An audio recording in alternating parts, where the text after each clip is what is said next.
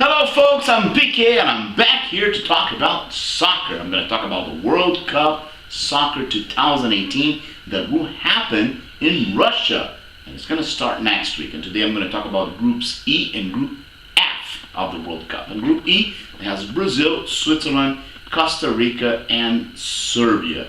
I think Brazil definitely has the upper hand in this group. They came back with a strong team, a very well-trained team by Tite, which is starting with a good goalie, which showed that Brazil has gone through some renewal in its team. Like Júlio César was the former keeper. He was not, functioning well anymore, as we could see when Brazil played in the last World Cup. Alisson is doing okay. I think he fulfilled the position and he's doing a good job there.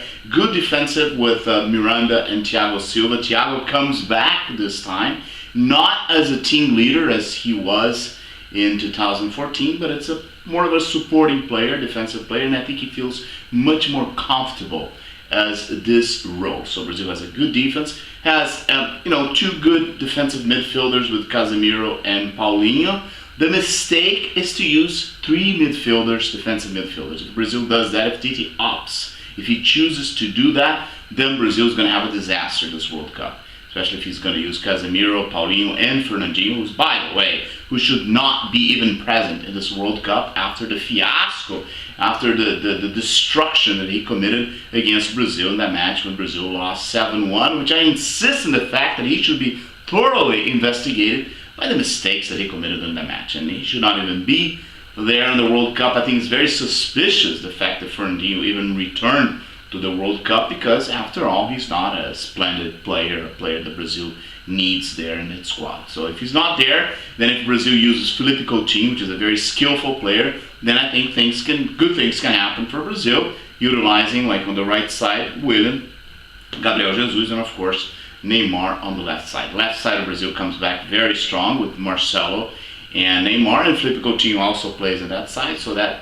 left side is very good. It's going to be ready. The right side, Brazil lost Dani Alves, who wasn't already a great player, but lost that, and they're using Danilo. We don't know how Danilo is going to respond in that position, but still Brazil has Willian there, and I think it's a strong team and should have no problem qualifying for the second round, considering the opponents that Brazil has with Switzerland, Costa Rica, and Serbia. Switzerland is a good team. They came back. It's a little older team with more experience. They have Xhaka, who's a phenomenal player, and Shaqiri, who's an excellent forward. And of course, they still have Rodriguez.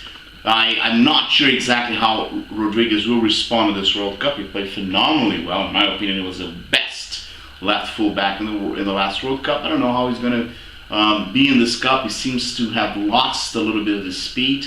We shall see. If he plays well, then Switzerland is going to have a strong team. They also have Behami, who's a good midfielder, playing in the middle, and I think Switzerland will probably take the second spot of this group. The only problem that Brazil has its opening match against Switzerland, and if Switzerland loses to Brazil, then they might have some problems along the way. Costa Rica is a team that has grown old. They have not renewed the team. They have the same stars like Neylor Navas, who was an amazing goalie in the last World Cup. By the way, Costa Rica, and I predicted, did a splendid job in the last World Cup. But the most important players have grown old. Like I said, Neylor Navas is no longer the same goalie. Christian Bolanos looks a little bit heavy. It seems like he gained some weight, and he's definitely not the same player. And the same thing for Campbell, who's not even in the starting line. He's sitting on the bench on the team. And so it's all left to Brian Ruiz, who's still playing really well. He's the creative midfielder. He's still the number 10. He's still doing really well. But I think that's not enough for Costa Rica even to survive in this group. The fourth team is Serbia, which is plays the Yugoslavian standard of soccer, in which they move the ball around. They're very skillful. They have Kolarov, the number 11, who's a team captain, who's a left foot excellent player. The number 10, Tadic, who is the playmaker of the team, also left foot, a great player. Milosevic, who's a center half, plays a little bit of defensive and comes up. He's number 4. He's a very good player as well. They're all left foot. They have Mitrovic, who is a header, the guy who scores a goal, pushes the defense up there, is like a typical number 9, typical center forward. The problem is to see how Serbia is going to deal with having so much talent in the World Cup. Usually Yugoslavian teams kind of have a hard time putting together, hard time making it. So I would say I would choose Brazil and Switzerland, but as I said, the fact that Switzerland plays against Brazil in the opening match can be a problem in the future, especially considering Serbia beats Costa Rica, then Serbia has 4 points, maybe they can get a draw against Brazil, and then Switzerland would have to defeat them in the final match. So this is going to be a really, really tough group, really tough situation for Serbia, I think, but I think Brazil and Switzerland will qualify with flying colors. In the other group, we have Germany. They're coming back with pretty much the same team, same players, with Klose, with Miller. I'm not sure if Neuer is going to be in the starting line, but they still have Hummels. So the foundation of the German team is there, but we got to remember this team has got old.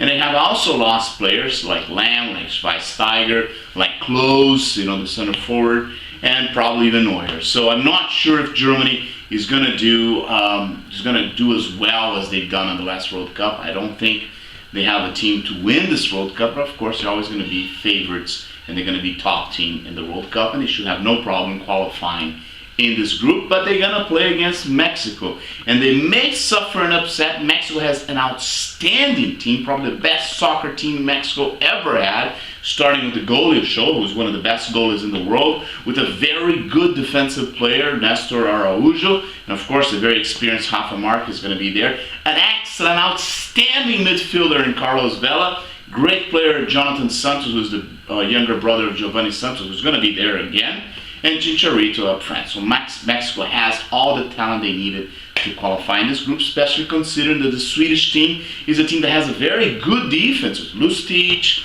with Johnson, with Olsen, but not much of a forward line. They're kind of slow, they're kind of sluggish up front.